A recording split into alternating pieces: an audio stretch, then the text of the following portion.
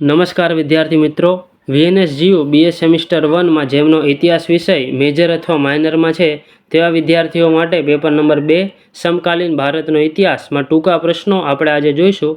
તો પહેલો પ્રશ્ન, પ્રથમ વચગાળાની સરકારના અધ્યક્ષ અને ઉપાધ્યક્ષ કોણ હતા? તો પ્રથમ વચગાળાની સરકારના અધ્યક્ષ વાઇસરોય લોર્ડ વેવેલ હતા અને ઉપાધ્યક્ષ ભારતના પ્રથમ વડાપ્રધાન જવાહરલાલ નહેરુ હતા. અને આ વચગાળાની સરકાર 2 સપ્ટેમ્બર 1946ના દિવસે રચાઈ હતી. પ્રશ્ન નંબર 2, ભારત અને પાકિસ્તાન વચ્ચેની સરહદની આકારણીનું કામ કોને સોંપવામાં આવ્યું હતું? તો જવાબ બ્રિટિશ વકીલ સિરિલ રેડક્લિફને સોંપવામાં આવ્યું હતું. અને ભારત અને પાકિસ્તાનની વચ્ચેની બોર્ડરને રેડક્લિફ રેખા તરીકે આપણે ઓળખીએ છીએ, જે 3323 કિલોમીટર લાંબી છે અને આ અત્યંત જ વિવાદિત બોર્ડર પણ છે. ત્રીજો પ્રશ્ન, રાષ્ટ્રીય સ્વયંસેવક સંઘની સ્થાપના ક્યારે અને કોણે કરી અને ભારતમાં તેની કુલ કેટલી શાખાઓ છે? તો રાષ્ટ્રીય સ્વયંસેવક સંઘની સ્થાપના 27 સપ્ટેમ્બર 1925ના રોજ દશેરાના દિવસે નાગપુરમાં ડૉક્ટર કેશવરાવ બલિરાવ હેડગેવાર દ્વારા થઈ હતી. અને ભારતમાં તેની કુલ 18,000 શાખાઓ છે અને ગુજરાતમાં તેની કુલ 2500 શાખા આપણને જોવા મળે છે. પ્રશ્ન નંબર 4, મીરાખેડીમાં આશ્રમની સ્થાપના ક્યારે અને કોણે કરી અને તેના સંચાલક કોણ હતા? તો 29 ડિસેમ્બર 1924ના રોજ મીરાખેડીમાં આશ્રમની સ્થાપના થઈ અને તેના સંચાલક ડાયાભાઈ નાયક હતા. પાંચમો પ્રશ્ન, ભારતની સંસદમાં સૌપ્રથમ હિન્દુ કોડ બિલ કોણે અને ક્યારે રજૂ કર્યું? તો ભારતની સંસદમાં સૌપ્રથમ હિન્દુ કોડ બિલ ભારતના પ્રથમ કાયદા મંત્રી ડૉક્ટર બાબા સાહેબ આંબેડકરે રજૂ કર્યું હતું. અને પ્રથમ વખત તે 11 એપ્રિલ 1947ના દિવસે રજૂ થયું હતું.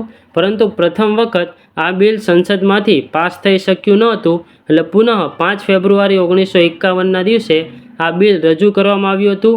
અને આ એ જ બિલ છે કે જેના કારણે પ્રથમ કાયદા મંત્રી તરીકે ડૉક્ટર બાબા સાહેબ આંબેડકરે રાજીનામું પણ આપ્યું હતું. પ્રશ્ન નંબર 6, ધીરુભાઈ અંબાણીનો જન્મ ક્યાં અને ક્યારે થયો હતો અને તેમના માતા અને પિતાનું નામ જણાવો? તો 28 ડિસેમ્બર 1932ના દિવસે જૂનાગઢમાં ચોરવાડ મુકામે ધીરુભાઈ અંબાણીનો જન્મ થયો હતો. તેમના પિતાનું નામ હીરાચંદ હતું અને જેઓ શિક્ષક હતા અને તેમની માતાનું નામ જમનાબેન હતું. સાતમો પ્રશ્ન, ગુજરાતમાં પંચાયતી રાજનો અમલ ક્યારે થયો? તો ગુજરાતમાં પંચાયતી રાજનો સત્તાવાર અમલ 1 એપ્રિલ 1963થી કરવામાં આવ્યો. અને જ્યારે ભારતમાં સૌપ્રથમ પંચાયતી રાજનો અમલ 2 ઓક્ટોબર 1959ના દિવસે રાજસ્થાનમાં નાગોર જિલ્લામાં કરવામાં આવ્યો હતો. ત્યારબાદ 8મો પ્રશ્ન જોઈએ, ગાંધીજી અને આંબેડકર વચ્ચે થયેલ કરાર કયા નામે ઓળખાય છે? તો ગાંધીજી અને ડૉક્ટર આંબેડકર વચ્ચે થયેલા કરારો પૂના કરાર એટલે કે પૂના પેક્ટ તરીકે ઓળખાય છે.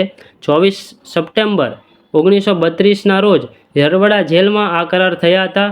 બ્રિટિશ વડાપ્રધાન રેમ્સે મેકડોનાલ્ડ દ્વારા જાહેર કરાયેલ કોમ્યુનલ એવોર્ડ એટલે કે જ્ઞાતિ આધારિત અલગ મતદાન મંડળ એ દલિતોને આપવામાં આવ્યું. પરિણામે ગાંધીજી જેલમાં ઉપવાસમાં બેઠા અને તેના કારણે આંબેડકર અને ગાંધીજી વચ્ચે પૂના પેક્ટ થયા હતા. 9મો પ્રશ્ન, ભારતમાં પ્રથમ પંચવર્ષીય યોજનાનો પ્રારંભ ક્યારે અને કયા વડાપ્રધાને કર્યો? તો 1 એપ્રિલ 1951માં ભારતના પ્રથમ વડાપ્રધાન જવાહરલાલ નહેરુએ પ્રથમ પંચવર્ષીય યોજનાનો પ્રારંભ કર્યો હતો. 10મો પ્રશ્ન, વેવેલ યોજના કોણે દાખલ કરી? તો વેવેલ યોજના ભારતના વાઇસરોય લોર્ડ વેવેલ દ્વારા 14 જૂન 1945ના રોજ રજૂ કરવામાં આવી. તેનો ઉદ્દેશ્ય એ હતો કે ભારતમાં નવું બંધારણ ન ઘડાઈ જાય ત્યાં સુધી દેશનો વહીવટ ચલાવવા માટે એક નવી વચગાળાની સરકારની રચના કરવી, તે તેનો મુખ્ય ઉદ્દેશ્ય હતો. 11મો પ્રશ્ન, જમ્મુ અને કાશ્મીરમાં આઝાદી સમયે કયા રાજાની સત્તા હતી અને તેમણે ભારત સંઘ સાથે ક્યારે જોડાણ કર્યું? તો આઝાદી સમયે જમ્મુ અને કાશ્મીરમાં શાસક હતા મહારાજા હરિસિંહ ડોગરા અને તેમણે ભારત સંઘમાં 26 ઓક્ટોબર 1947ના રોજ જોડાણ ખત ઉપર સહી કરી અને આ રીતે જમ્મુ અને કાશ્મીરનું ભારત સંઘ સાથે વિલીનીકરણ થયું. 12મો પ્રશ્ન, રાષ્ટ્રીય સ્વયંસેવક સંઘના ઉદ્દેશો જણાવો? તો જવાબ શિસ્તબદ્ધ કાર્યકર્તાઓ દ્વારા સામાજિક, સાંસ્કૃતિક અને રાષ્ટ્રવાદી મૂલ્યોને પ્રોત્સાહન આપીને હિન્દુ એકતા તથા રાષ્ટ્રીય સુરક્ષા માટે કાર્ય કરવું.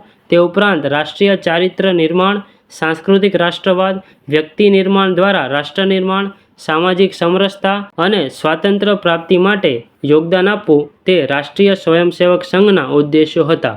13મો પ્રશ્ન, ભારતના કયા પ્રદેશો ઉપર પોર્ટુગીઝ અને ફ્રેન્ચ શાસકો શાસન કરતા હતા? તો જવાબ પોર્ટુગીઝ શાસન હેઠળના પ્રદેશોમાં ગોવા, દમણ, દીવ, દાદરા અને નગર હવેલી હતા, જે 19 ડિસેમ્બર 1961ના રોજ ભારત સરકાર દ્વારા ઓપરેશન વિજય લોન્ચ કરવામાં આવ્યું અને પોર્ટુગીઝ સત્તાનો ભારતમાંથી અંત આવ્યો.